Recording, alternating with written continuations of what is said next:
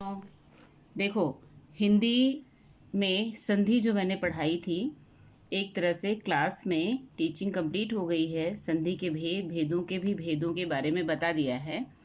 कुछ बच्चे ऐसे हैं जो ऑनलाइन टीचिंग में नहीं आ रहे हैं, तो वो थोड़ा नुकसान में ना रहें, उसके लिए ये काम भी स्कूल कर रहा है। आप वीडियो देखें, अच्छे से समझें और जो एक्सरसाइज दी जा रही है उसको अच्छी तरह से करें।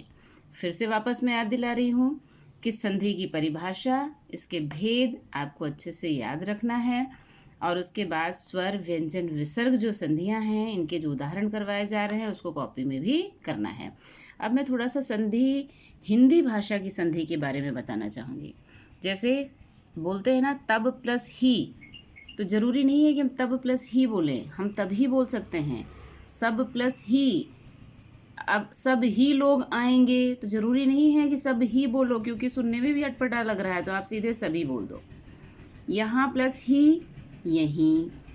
नदी प्लस ऊँ, नदियों। फूल प्लस झड़ी, फुलझड़ी। लड़का प्लस पन, लड़कपन। ये प्रत्यय में भी आता है काम। घोड़ा प्लस सवार, घुड़सवार। अब प्लस ही, अभी। कब प्लस ही, कभी। जिस प्लस ही, जिसी। लड़की प्लस ऊँ, लड़कियों। नाक प्लस चढ़ी, नक चढ़ी। देखो मात्राएं कम हो रही हैं। नाक है तो जब हम उसको संधि करेंगे तो आ की मात्रा हटा रहे हैं। बच्चा प्लस पन, बचपन।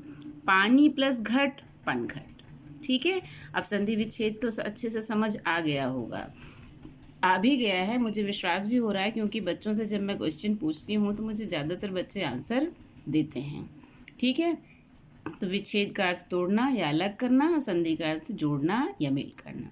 ठीक है, संधि के अनुसार आपस में मिले हुए वर्णों को अलग अलग करके संधि से पूर्व की स्थिति में लाया जाए तो उसे संधि विच्छेद कहते हैं। जैसे सुरेंद्र है, सुर प्लस इंद्र। कपीश है, कपि प्लस ईश। अशोकानंद, अशोक प्लस आनंद। कृपालु है, कृपा प्लस आलू। ठीक है, ये आपको संधि के लास्ट का की जो एक्सरसाइज है वो मैंने समझाई है। अब करें और सीखें में टोटल 5 प्रश्न हैं। फर्स्ट, सेकेंड, थर्ड तो मैंने आपको कल समझा दिया था, बता दिया था। फोर्थ और फिफ्थ समझा रही हूँ, उसको कॉपी में भी करना है। अगर तुम्हारे पास बुक नहीं है तो, अगर बुक है तो बुक में कर लेना। जैसे दुह प्लस शासन, तो क्या हो जाएगा? दुशासन, दुशासन या दुशासन। तो मैंने इसमें करेक्ट कर भी दिया है, राइट जो है उसको टिक भी कर दिया है कि श के पहले आपको नियम व्यंजन संधि के बताए थे। विसर्ग आता है तो विसर्ग हट जाता है, पहले वाले ही अक्षर जो बाद वाला अक्षर वो पहले आकर के जुड़ जाता है, शब्द बन गया है दुशासन। ठीक है, सु प्लस अल्प, तो ये भी गलत है, ये राइट है और ये गलत है। ये आपके यण संधि का नियम इसमें चल रहा है, उ जो है वा में बदल रहा है। 9 प्लस 1 नाविक, ये भी यण संधि के हिसाब से हो गया है। अहम प्लस कार, माँ का अनुस्वार हो जाता है, मैंने आपको ये भी बताया था व्यंजन संधि में। नहीं याद होगा फिर भी अब फिर से याद कर लो कि माँ हमेशा अनुस्वार के रूप में अपने पहले वाले अक्षर के ऊपर बिंदु के रूप में लग जाता है। तो शब्द क्या सही है? ये देखो, आ के ऊपर बिंदु लगा है, ये नहीं लगना है। का के ऊपर नहीं। नाक से जब भी हम किसी व्यंजन का उच्चारण करते हैं तो जिस जगह बोलते हैं वहीं पर लगाना होता है। जैसे अहं, तो हा के ऊपर बोला, अहंकार। जगत प्लस ईश, क्या हो गया? ता जो है अपने ही तीसरे वर्ण में बदल गया है। शब्द क्या बना? जगदीश। तो जो राइट है वहाँ राइट, बाकी क्रॉस लगा देना है, रॉन्ग कर देना है। फिर अब ये लास्ट प्रश्न है आपका, निम्न शब्दों में संधि विच्छेद कीजिए।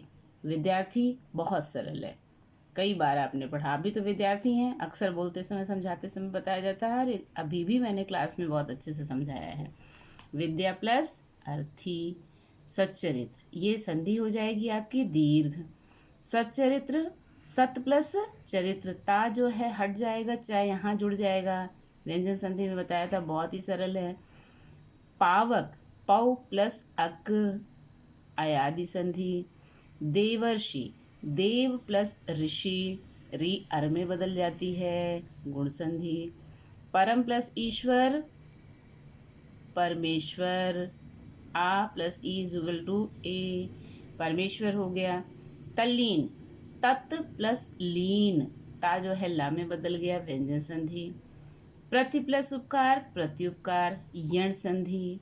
रजनीश, रजनी प्लस ईश, ई और ई मिलकर दीर्घ हो गया और शब्द आपका बन गया रजनीश। धर्मात्मा, धर्म प्लस आत्मा, अ प्लस आ इज इक्वल टू आ, दीर्घ संधि। वर्ष ऋतु, अब देखो वर्षा प्लस ऋतु, अभी मैंने समझाया, एक संधि बताई थी, री जो है अर में बदलेगा, समझ आ रहा है? तो ये वर्षा प्लस ऋतु स्वर संधि के अंतर्गत ये आता है। और स्वर संधि का भेद कौन सा है, ये आपको देव प्लस ऋषि वाला ही नियम काम करेगा। कहीं कहीं आप भी थोड़ा सा सोचना, मैंने हिंट दे दिया, स्वर संधि बता दी है। री जो है अर में बदलेगा तो किस में बदलेगा, ये री से पहले के स्वर जो भी होते हैं गुण में बदलते हैं। अब पूरा बता दिया एक तरह से, अब समझ करके आप इसको लिखना है। ठीक है बच्चों, ओके।